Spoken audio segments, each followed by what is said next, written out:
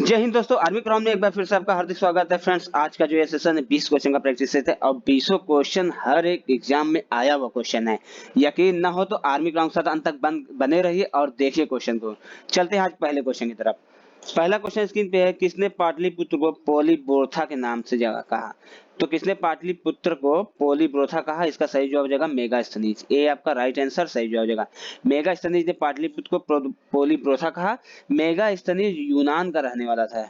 यूनान का रहने वाला था मेगास्थनीज, जो चंद्रगुप्त मौर्य के दरबार में आया था। चंद्रगुप्त मौर्य के दरबार में आया था मेगास्थनीज। इसकी पुस्तक के नाम की बात करें तो इसकी पुस्तक है इंडिका। इसकी पुस्तक का नाम है इंडिका। पाटलिपुत्र मेगास्थनीज ने पाटलिपुत्र को पोलीब्रोथा के नाम से कहा। ए आपका राइट आंसर सही जवाब है। बढ़ते हैं नेक्स्ट क्वेश्चन की तरफ। नेक्स्ट क्वेश्चन है, विक्रमशिला शिक्षा केंद्र के संस्थापक। तो विक्रमशिला शिक्षा केंद्र के संस्थापक हैं धर्मपाल। बी आपका राइट आंसर सही जवाब हो जाएगा। विक्रमशिला शिक्षा केंद्र के संस्थापक धर्मपाल हैं। बी आपका राइट आंसर है। चलते हैं नेक्स्ट क्वेश्चन की तरफ। नेक्स्ट क्वेश्चन है, किसने कहा था भारत एक अर्ध संघात्मक राज्य है? बहुत ही ज्यादा इंपॉर्टेंट क्वेश्चन है। यह क्वेश्चन यूपी ट्रिपल एससी में आया हुआ क्वेश्चन है। यूपी ट्रिपल एससी में आया हुआ क्वेश्चन है यह, कि किसने कहा था भारत एक अर्ध संघात्मक राज्य है? केसी वियर ने। डी आपका राइट आंसर सही हो जाएगा। केसी वियर ने कहा था भारत एक अर्ध संघात्मक राज्य है। ठीक है, बढ़ते हैं नेक्स्ट क्वेश्चन की तरफ। नेक्स्ट क्वेश्चन है, संपत्ति का अधिकार एक। संपत्ति का अधिकार एक है कानूनी अधिकार। सी आपका राइट आंसर सही जवाब जाएगा। संपत्ति के अधिकार को कानूनी अधिकार बनाया गया है 44वें संविधान संशोधन 44वें संविधान संशोधन द्वारा।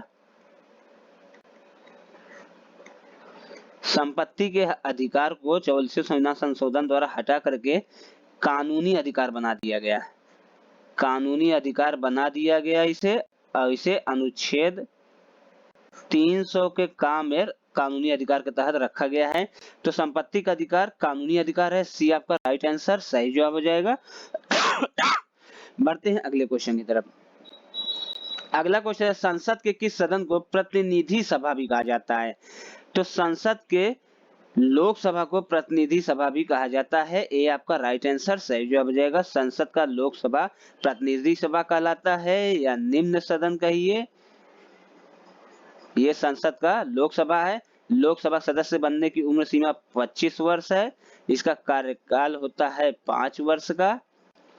ठीक है, तो संसद के किस सदन को प्रतिनिधि सभा कहा गया? लोकसभा। ए आपका राइट आंसर सही जवाब हो जाएगा। इसे निम्न सदन के नाम से जाना जाता है। इसके सदस्य बनने की उम्र सीमा 25 वर्ष है। इसका कार्यकाल होता है 5 वर्ष का और राष्ट्रीय आपात के समय इसका कार्यकाल 1 वर्ष के लिए बढ़ाया जा सकता है। तो ए आपका राइट आंसर सही जवाब है। चलते हैं अगले क्वेश्चन की तरफ। अगला क्वेश्चन है, संविधान के किस अनुच्छेद में मौलिक कर्तव्य का उल्लेख मिलता है? बहुत ही ज्यादा इंपॉर्टेंट क्वेश्चन लेके आया हूं, हर एक एग्जाम में आया हुआ क्वेश्चन है ये सब। तो संविधान के किस अनुच्छेद में मौलिक कर्तव्य का उल्लेख है? अनुच्छेद 51 के का में। ए आपका राइट आंसर सही हो जाएगा। अनुच्छेद 51 के का में मौलिक कर्तव्य का उल्लेख मिलता है और यह रूस से लिया गया है। रूस से लिया गया है मौलिक कर्तव्य को। वर्तमान में 11 मूल कर्तव्य हैं। वर्तमान में 11 मूल कर्तव्य हैं। ठीक है, पहली बार 1976 में कुल 10 मूल कर्तव्य को जोड़ा गया था। 1976 में कुल 10 मूल कर्तव्य को जोड़ा गया था। बाद में मूल कर्तव्य जोड़ा गया, तो जिससे वर्तमान में 11 मूल कर्तव्य हैं। अनुच्छेद 51 का इसे रूस से लिया गया है। ए आपका राइट आंसर है। चलते हैं नेक्स्ट क्वेश्चन की तरफ। नेक्स्ट क्वेश्चन, आंध्र प्रदेश उच्च न्यायालय स्थित है? तो आंध्र प्रदेश का उच्च न्यायालय स्थित है हैदराबाद। ए आपका राइट आंसर सही जवाब हो जाएगा। आंध्र प्रदेश का उच्च न्यायालय हैदराबाद है। 1 जनवरी 2019 को केंद्र सरकार ने आंध्र प्रदेश का नया उच्च न्यायालय का गठन किया है। 1 जनवरी 2019 को केंद्र सरकार ने आंध्र प्रदेश का नया उच्च न्यायालय का गठन किया है। ठीक है, और नया उच्च न्यायालय जो गठन हुआ है वह भारत का 25वां उच्च न्यायालय है। वह भारत का 25वां उच्च न्यायालय है। ये आपका राइट आंसर सही जवाब है। बढ़ते हैं नेक्स्ट क्वेश्चन की तरफ। नेक्स्ट क्वेश्चन है, भारत के कितने संघ शासित क्षेत्र का अपना उच्च न्यायालय है? इंपॉर्टेंट क्वेश्चन है ये। तो भारत के एक केंद्र शासित प्रदेश का अपना उच्च न्यायालय है दिल्ली। ए आपका राइट आंसर सही जो हो जाएगा। दिल्ली का अपना उच्च न्यायालय है, यह एक मात्र केंद्र शासित प्रदेश है। बढ़ते हैं नेक्स्ट क्वेश्चन की तरफ। नेक्स्ट क्वेश्चन है राज्यपाल राज्य में किसका प्रतिनिधि होता है? तो राज्यपाल राज्य में प्रतिनिधि होता है राष्ट्रपति का। ये आपका राइट आंसर सही जवाब हो जाएगा। या राष्ट्रपति के प्रसाद पर्यंत कार्य करता है। राज्यपाल की उम्र सीमा 35 वर्ष बनने की, कार्यकाल इसका होता है 5 वर्ष का, लेकिन राष्ट्रपति के प्रसाद पर्यंत कार्य करता है। इसकी नियुक्ति राष्ट्रपति करता है। और इसको शपथ की बात करें तो राज्यपाल को शपथ उस राज्य का मुख्य न्यायाधीश दिलाता है, उच्च न्यायालय का। नियुक्ति राष्ट्रपति करता है, शपथ जो है तो मुख्य न्यायाधीश उस राज्य का दिलाता है। ये आपका राइट आंसर है। बढ़ते हैं नेक्स्ट क्वेश्चन की तरफ। नेक्स्ट क्वेश्चन है राज्यों के मुख्यमंत्री। तो राज्यों के मुख्यमंत्री नियुक्त होते हैं। ये आपका राइट आंसर सही जवाब हो जाएगा। राज्यों के मुख्यमंत्री नियुक्त होते हैं अनुच्छेद 164 के अंतर्गत। अनुच्छेद 164 के अंतर्गत राज्यों के मुख्यमंत्री की नियुक्ति राज्यपाल करता है। ठीक है, तो राज्यों के मुख्यमंत्री ये आपका राइट आंसर है, नियुक्त होते हैं। बढ़ते हैं नेक्स्ट क्वेश्चन की तरफ। हमारा व्हाट्सएप ग्रुप नंबर है फ्रेंड्स 8799191206। आप इस नंबर पर कॉल भी कर सकते हैं या व्हाट्सएप ग्रुप नंबर पर जुड़िए, आपको पीडीएफ के साथ साथ में आंसर भी उपलब्ध मिलेगा। चलते हैं नेक्स्ट क्वेश्चन की तरफ। नेक्स्ट क्वेश्चन है विधान परिषद के सदस्य कितने वर्ष के लिए निर्वाचित होते हैं? तो विधान परिषद के सदस्य निर्वाचित होते हैं 6 वर्ष के लिए। डी आपका राइट आंसर सही जवाब हो जाएगा। जैसे केंद्र में राज्यसभा का कार्यकाल होता है 6 वर्ष का, वैसे स्टेट में विधानसभा का होता है 5 वर्ष का। विधान परिषद का कार्यकाल होता है 6 वर्ष का। लोकसभा का कार्यकाल होता है 5 वर्ष का। तो उसी तरह विधान परिषद के सदस्यों के लिए निर्वाचित होते हैं 6 वर्ष के लिए निर्वाचित होते हैं। डी आपका राइट आंसर सही जवाब हो जाएगा। और विधान परिषद सदस्य बनने की उम्र सीमा 30 वर्ष है। ठीक है, वर्तमान में 6 राज्यों में विधान परिषद है। 6 राज्यों में विधान परिषद है। कौन कौन सा है तो देख लेते हैं। उत्तर प्रदेश, दूसरा कर्नाटक, तीसरा बिहार, चौथा है आंध्र प्रदेश, पांचवा है तेलंगाना और छठा है महाराष्ट्र। ठीक है, 6 राज्यों में वर्तमान में विधान परिषद है। डी आपका राइट आंसर सही जवाब है। चलते हैं नेक्स्ट क्वेश्चन की तरफ। नेक्स्ट क्वेश्चन है विधान परिषद की सदस्य संख्या कम से कम कितनी होनी चाहिए? तो विधान परिषद की सदस्य संख्या फ्रेंड्स बहुत ज्यादा इंपॉर्टेंट है, कम से कम 40 होनी चाहिए। विधान परिषद की सदस्य संख्या कम से कम 40 होनी चाहिए।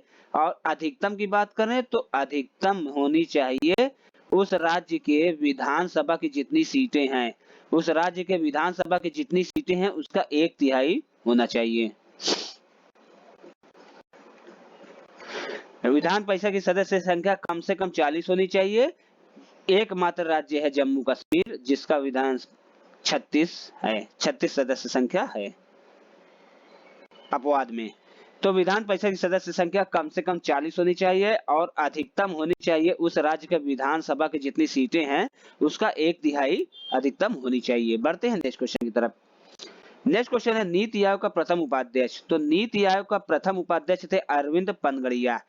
ये आपका राइट आंसर सही जवाब हो जाएगा। नीति आयोग के प्रथम उपाध्यक्ष अरविंद पनगड़िया थे। ये आपका राइट आंसर सही जवाब है। और नीति आयोग के वर्तमान में उपाध्यक्ष की बात करें तो वर्तमान में उपाध्यक्ष वर्तमान में है नीति आयोग के सुमन बेरी।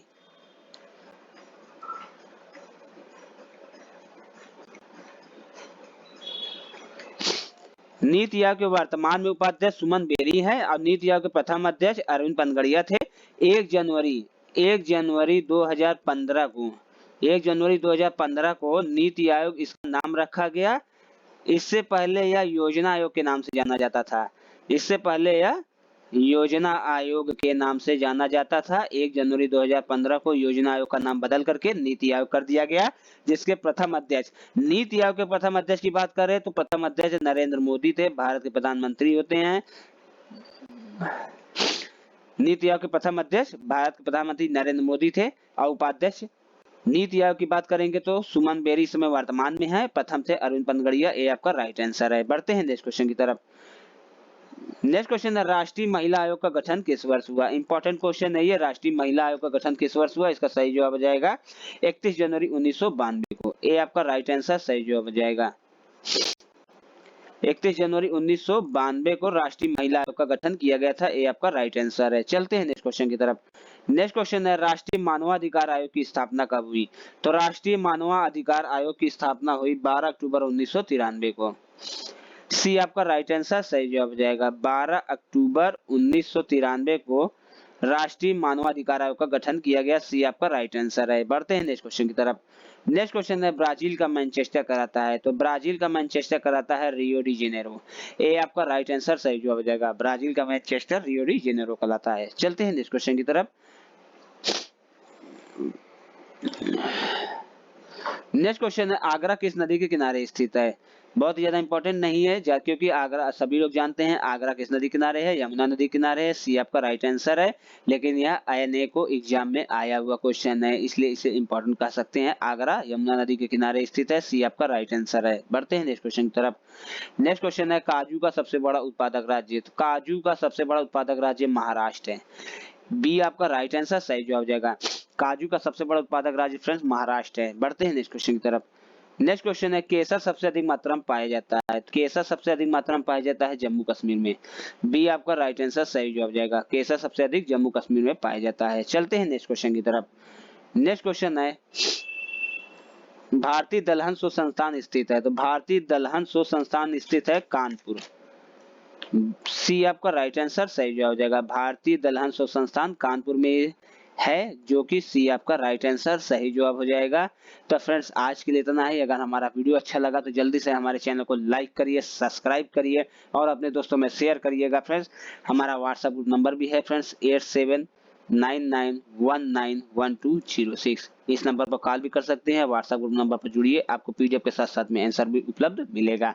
तो फ्रेंड्स आज के लिए इतना ही। अगर हमारा वीडियो अच्छा लगा तो हमारे चैनल को जल्दी से सब्सक्राइब करिएगा, जिससे हमारा कोई भी वीडियो होगा तो आपको नोटिफिकेशन मिल जाएगा। तो फ्रेंड्स आज के लिए इतना ही। गुड नाइट, शुभ रात्रि, जय हिंद, जय भारत।